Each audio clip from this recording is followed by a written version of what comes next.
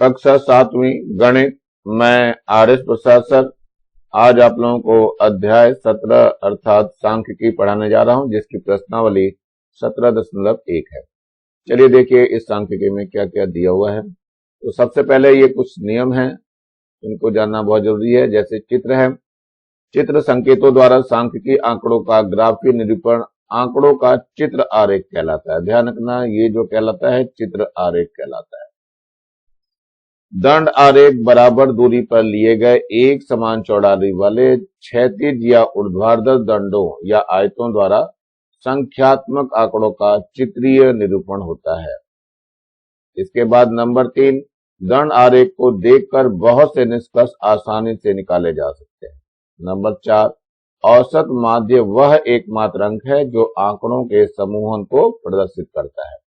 समांतर माध्य निकालते क्या है, इसके सूत्र है समांतर माध्य बराबर समस्त आंकड़ों का योगफल और बटे कुल आंकड़ों की संख्या। ये सूत्र है, सूत्र को आप लोग याद रखेंगे।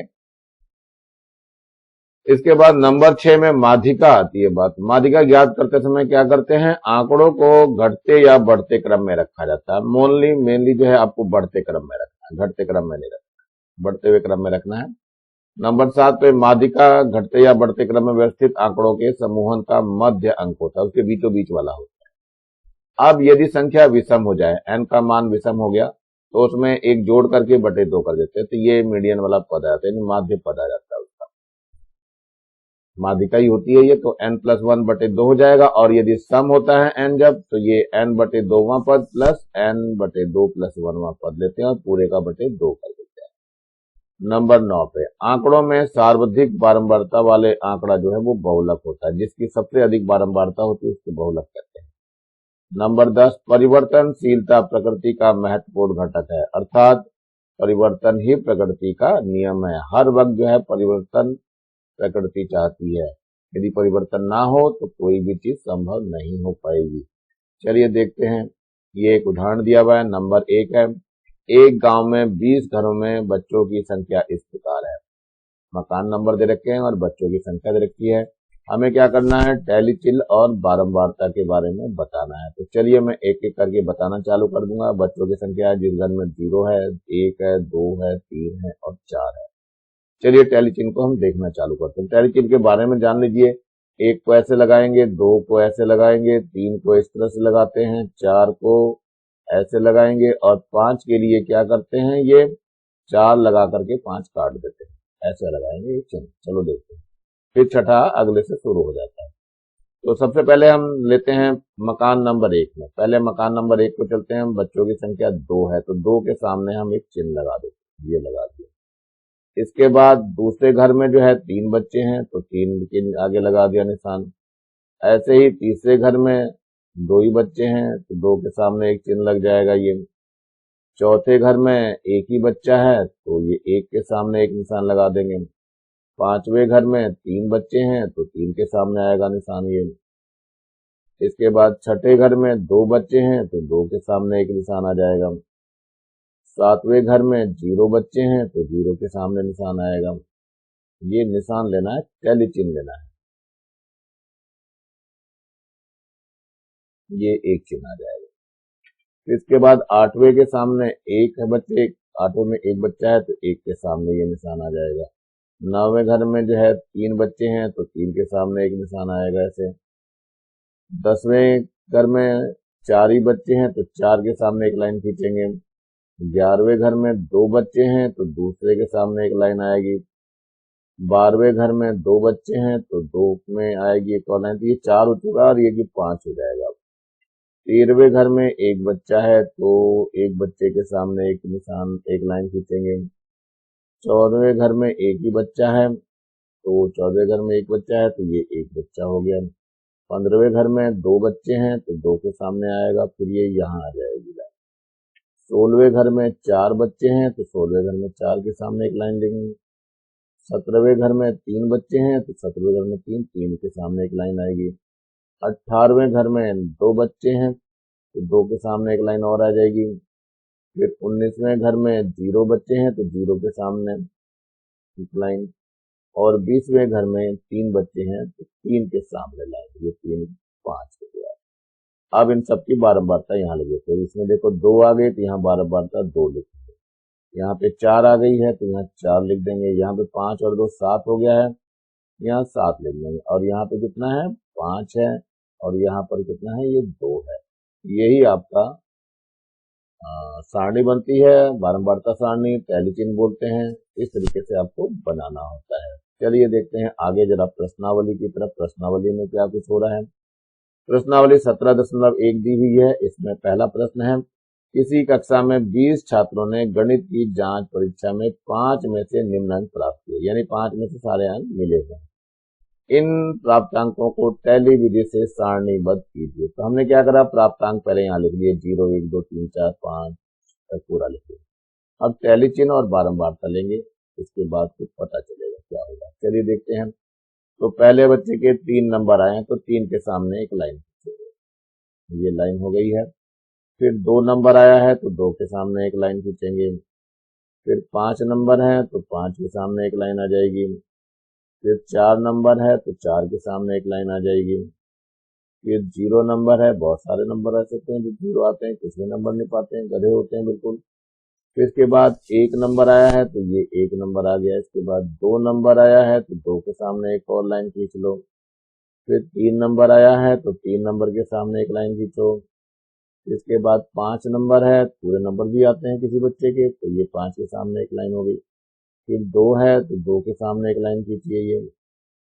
फिर इसके बाद 3 नंबर है, 2 के सामने ये 2 एक और है तो 2 के सामने एक लाइन और आ जाएगी। फिर 3 है तो 3 के सामने आएगी एक लाइन। फिर इसके बाद 5 है, मैंने फिर पूरे नंबर है तो 5 के सामने एक लाइन। फिर 4 नंबर है तो 4 के सामने एक लाइन ले लीजिए। फिर इसके बाद 1 नंबर है तो 1 के सामने एक लाइन खींचिए।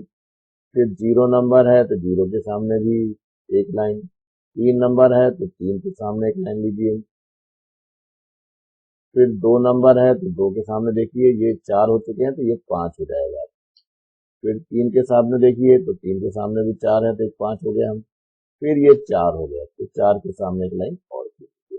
अब यहाँ बारंबारता लिखनी है, क्योंकि यहाँ बारंबारता कितनी होगी, 2 हो गई। यहाँ पर भी बारंबारता 2 हो गई। ये कितने हो गए, 5 हो गई। ये कितने हो गए, ये भी 5 हो गए। ये 3 हो गए और नीचे वाले भी 3 हो गए। तो इस प्रकार से टैली विधि से सारणीबद्ध कर दिया हमने इसको, और बारंबारता भी इसकी निकाल दी गई है। मेरे ख्याल से समझ में आ गया होगा बच्चों, आसानी से कर सकते हैं आप लोग बिल्कुल। अब थोड़े से प्रश्न यहाँ आते हैं। 1 अप्रैल 2005 से 15 अप्रैल 2005 तक किसी शहर का अधिकतम दैनिक तापमान डिग्री में दिया हुआ है, सेल्सियस में इस प्रकार रहा। तो ये दिए हुए हैं खूब सारे इन्होंने। तो प्रत्येक दिन के तापमान को टैली विधि से सारणीबद्ध कीजिए, यानी सभी तापमान को हम टैलीबद्ध करना है। तो चलो देखते हैं तो कैसे करें। सबसे पहले तापमान डिग्री सेल्सियस में ले लेंगे, यहाँ टैली चिन्ह लेंगे और बारंबारता, ये टेबल बना लेंगे। टेबल में ये तापमान हमने 37.8 से ले लिया है, 37.8, 37.9, 38, फिर 38.1, 38.2, 38.3, 38.4 भी ले लेंगे अगर जरूरत पड़ेगी तो चलते हैं इसमें एक एक को दिखाना चालू करते हैं। पहले है 37.8, देखिए 37.8 इसमें है, एक लाइन खींचेंगे। फिर से 37.8 है तो ये 37.8 यहीं रहेगा। फिर 37.9 हो गया है तो अगले में चला जाएगी ये लाइन। फिर 38 है तो उससे अगले में तापमान में लाइन एक जाएगी। फिर 37.9 है यानी ऊपर आ जाएगी। इसके बाद 37.9 है, इसी में एक लाइन और आएगी। इसके बाद 38 है तो 38 वाले में जाएंगे, एक लाइन आएगी। इसके बाद 38.1 है तो 38.1 इसमें लाइन आ जाएगी। फिर ये 38.1 है, इसी में लाइन रहेगी ये। फिर ये 38.2 है, यानी ताप बढ़ गया आपका तो अगले में पहुंच जाएगी एक लाइन। 38.3 है तो ये एक लाइन और बढ़ गई। फिर 38.3 है, इसी में ये लाइन एक और आएगी। फिर 38.2 है तो 38.2 में एक लाइन आ जाएगी।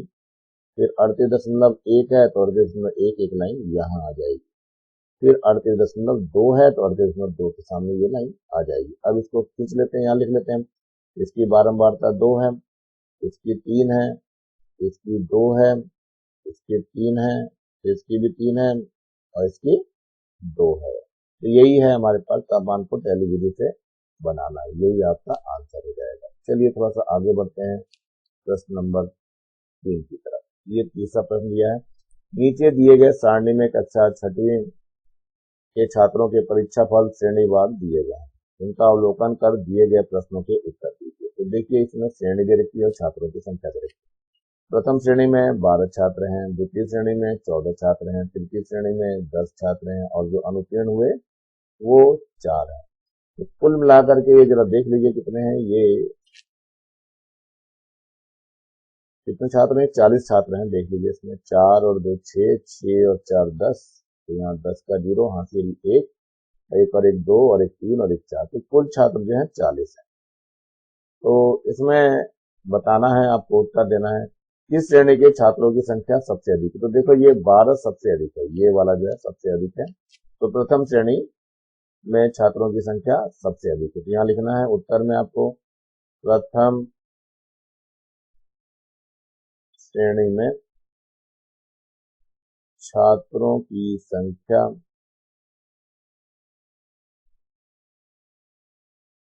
सबसे अधिक है।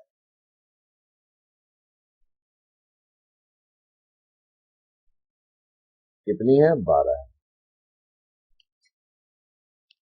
चलिए दूसरा है, परीक्षा में बैठे छात्रों की कुल कितनी संख्या है। तो कुल संख्या 40 है। देखो ये निकाल के भी दिखाई थी मैंने। यहाँ लिखेंगे कुल संख्या बराबर 40। इसके बाद कुल कितने छात्र उत्तीर्ण हुए। तो 4 छात्र फेल हो गए, तो 4 इसमें से घटा दीजिए। तो यहाँ लिखेंगे उत्तीर्ण छात्र।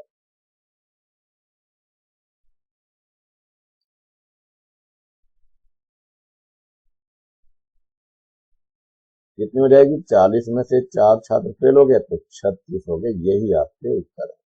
तो ये आंसर हो गया, ये भी आंसर है और ये भी आंसर है आपका। ये आपके उत्तर देने होते हैं। चलिए थोड़ा सा और देख लीजिए। इसमें चित्र के अनुसार भी दिखाया जाता है, इसको अवलोकन करा जाता है। चित्र में जैसे कि तृतीय श्रेणी में है तो लड़कियां इतने हैं, लड़के इतने हैं। द्वितीय श्रेणी में है तो लड़कियां इतनी हैं, लड़के इतने हैं। ये दिए गए यहाँ पे 0 है, 20 है, 40, 60, 80। और इसके बाद जो है प्रथम श्रेणी में है तो लड़कियां इतनी हैं, लड़के इतने हैं।